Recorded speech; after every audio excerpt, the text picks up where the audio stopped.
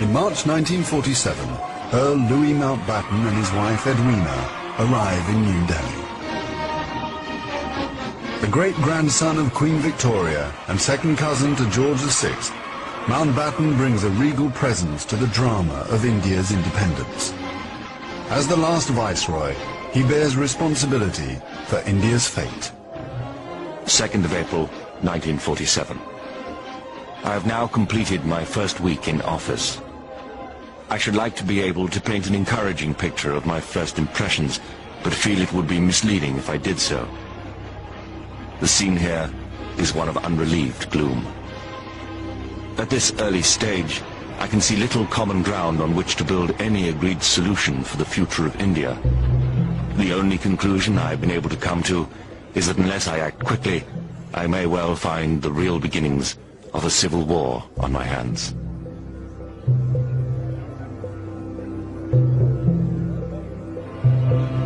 By May, attempts to create a unified India have failed. Gandhi retreats from political life. Muhammad Ali Jinnah, leader of the Muslim League, and Jawaharlal Nehru of the Indian National Congress concede to divide India. Fearing a total loss of control, Mountbatten brings forward the transfer of power to August. Two nations will be created by partition, a secular India and a new homeland for India's Muslims, Pakistan. Nehru addresses the people of India. Long years ago, we made a tryst with destiny, and now the time comes when we shall redeem our pledge. At the stroke of the midnight hour, when the world sleeps, India will awake to life and freedom.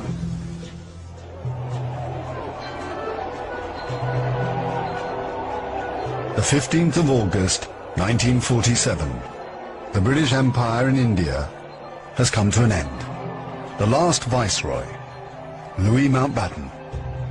The flag raising and the salute were done amid scenes of the most fantastic rejoicing. And as the flag broke, a brilliant rainbow appeared in the sky, which was taken by the crowd as a good omen.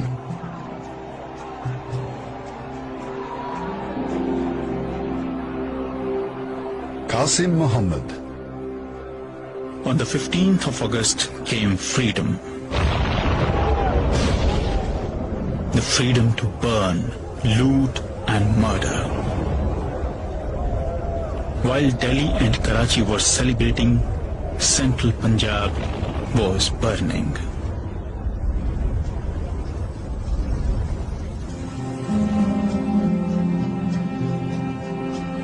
Between August 1947 and March 1948, 4.5 million Hindus and Sikhs are forced to migrate from Pakistan to India. 6 million Muslims must move in the opposite direction. Britons and Indians witness the bloodshed. Shahid Ahmed. It is a battleground. People have gone mad. Trains to Pakistan are being looted and occupants slaughtered. We all knew that carnage was in the offing. So did Mountbatten. The British Empire, which tried to build India over centuries, can never live down this great tragedy.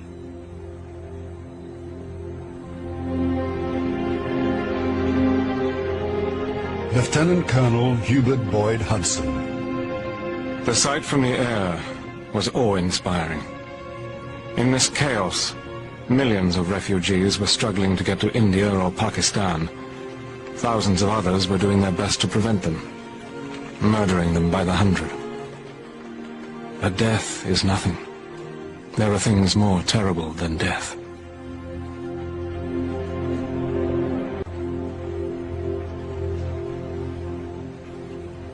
$10 million people are displaced in the partition of India. 1 million are dead.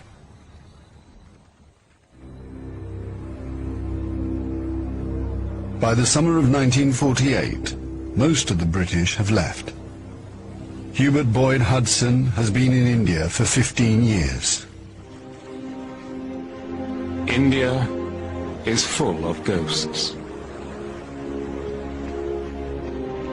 Houses I have lived in, now inhabited by Indians, remind me of the days which will never come again.